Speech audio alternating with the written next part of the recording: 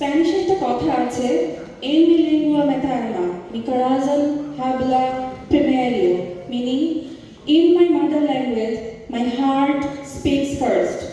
এখন কেনিটা গাইবে বাংলা আমার প্রাণের ভাষা। Our dear audience, please welcome Kenitra with a big warm round of applause. Kenitra for you.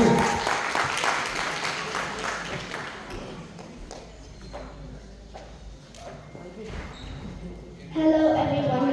Today I'm going to perform the song Bangla Amar Praner Bhasha. The lyrics are written by Sujit Pal and composed by Partha Pratim Chakraborty.